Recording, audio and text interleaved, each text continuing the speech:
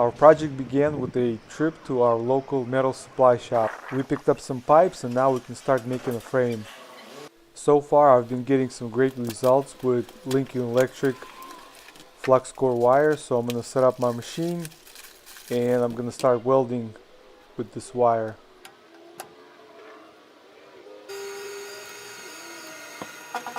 Motorcycle axle bolts were kind of expensive, so I decided to make my own. Bicycle seat post fit perfectly into the wheel bearings. I'll get to it in a minute, but first let's start working on the frame. So this head tube is going to be used on our frame. I cleaned it up as much as I could before I welded it on. Bicycle fork was just too narrow for this fat wheel, so what are you going to do, folks? That's right, you're going to cut it and modify it. Frame is going to be made out of 1-inch schedule 40 pipe, and it's going to be heavy duty. Oh, here's a fun fact: if you guys are planning on using this pipe bender for tubing, it will kink your tube because it's specifically designed for pipe. Now that both pipes are equally bent, let's make a new fork.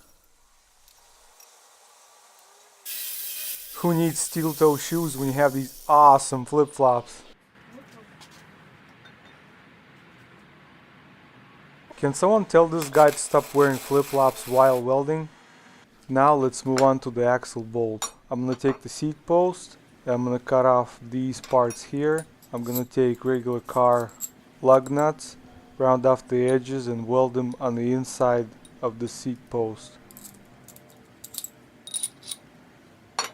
Make the marks where I'm going to make the cuts and then I cut it off.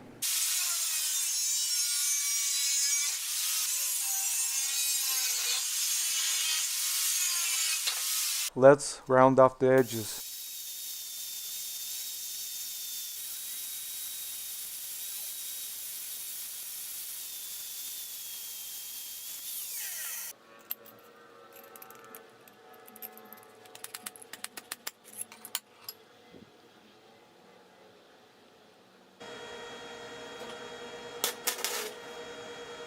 Now here's what the finished axle bolt looks like. It's hollow on the inside and sturdy enough to hold the weight of the entire contraption. Now let's see if it fits inside the wheel bearings. Ooh, nice and snug.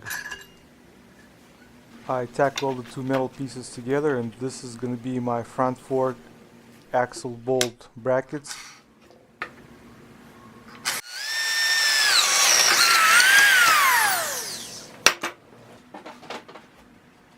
Found a sweet spot for the wheel and tack welded the brackets. Moving on to the frame, I took some basic measurements and tried to get the wheel as close as possible to the engine so that the frame would look somewhat proportionate. This pipe bender is very limited to what it can do, but if you need to do anything more than 90 degrees, it'll probably kink your pipe. Here's how I check my pipes. If there's no gaps in between, then I got a good angle.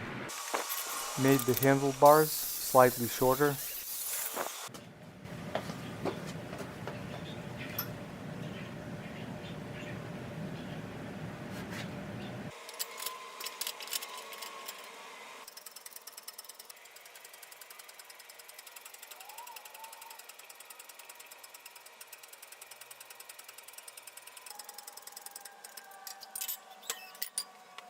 Whenever I weld two pipes together, I usually reinforce it with a little insert that'll make the pipe nice and rigid.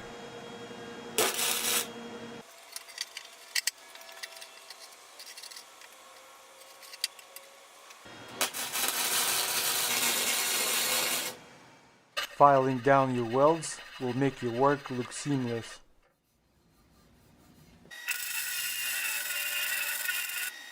Reinforce the frame in the weakest spot.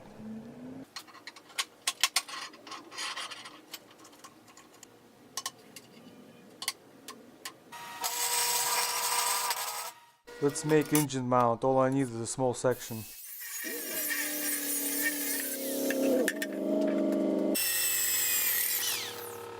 Uh-oh, here comes the inspector sniffing high knees. Looks like the work's been approved. This engine had some curves, so I grounded off excess amount for a perfect fit.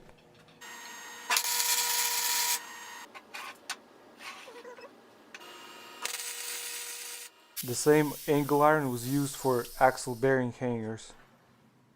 Found a sweet spot and welded the hangers to the frame.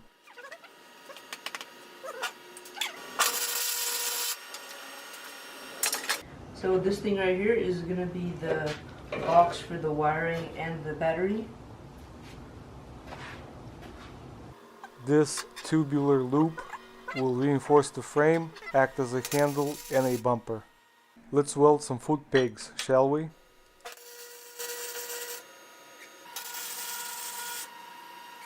I'm also gonna add homemade chain tensioner right up here.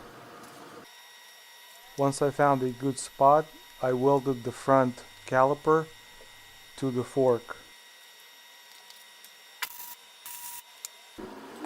New exhaust pipe was just too nice to hack it all up, so I decided to make my own. Welded 3 different pieces and my exhaust pipe was complete. And finally it's time to clean up the frame and paint it. I'm using acetone to remove all the dust and grease particles.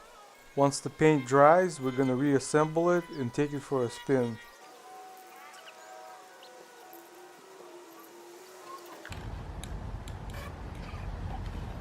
This trike is going to be electric start, so we bought a brand new battery, and let's follow the directions and put some acid in it. This stuff is very corrosive, maybe I should wear some gloves. So basically you flip it over and let the sulfuric acid fill the battery. Once the fluid fills the battery, you seal it up and charge the battery. Alright, so let's reassemble the trike.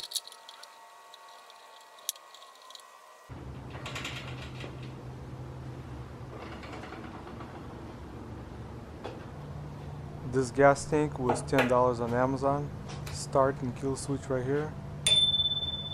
And throttle grips were like 12 bucks on eBay.